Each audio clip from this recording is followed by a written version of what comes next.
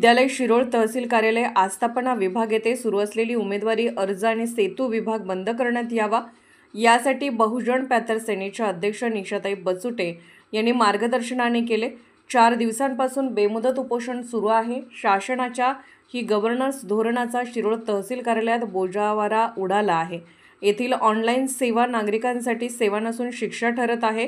उत्पन्न, जात, रहिवासी, वारस, मालमत्ता, 7/12 फेरफार, पत्रक, नोंद, उतारा अशा अनावश्यक दाखल्यासाठी विविध सरकारी दस्तऐवजांची नक्कल मिळवण्यासाठी ऑनलाईन अर्ज करताना सर्व डाऊन सिस्टीम हँड आणि OTP वेळेवर न येण्याच्या समस्येने नागरिक ग्रस्त झाले आहेत। एक दाखल्यासाठी तब्बल महिनाभर हेलपाटे घालावे लागत असल्याने नागरिकातून तीव्र संतापाची लाट उसळत असताना दिसत आहे।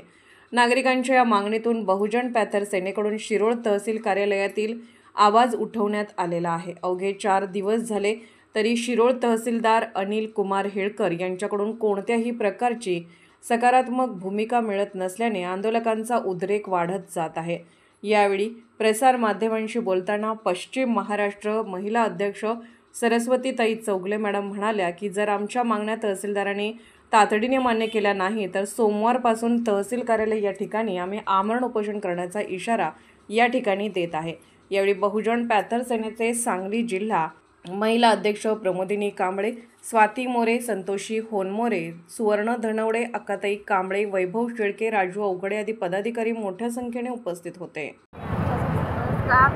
बहुजन पॅथर सेनेचे आम्ही पदाधिकारी आमचे संस्थापक अध्यक्ष आज 4 दिवस झालं तहसीलदार कार्यालयासमोर शिरोळच्या बसलेले आहेत उपोषणला, तरी त्यांची कोणी दखल घेत नाही। गेंड्याच्या कातडी का पांघरलेल्या ह्या सरकारला आम्ही असं कसं धडा शिकू हे काय कळेना झाले। 4 दिवस झालं लेडीज इथं बसलेले आहे तरी त्यांच्याकडून फिरकून बघण्यात कशासाठी बसलेत हे विचारपूस सुद्धा करणं झाल्यात। बघणार आहे नसेल तर ह्या गेंड्याची कातडी घातलेल्या सरकारला आम्ही आमच्या पद्धतीने जबाब विचारून त्याचं उल्लंघन आम्ही काय करायचं करू।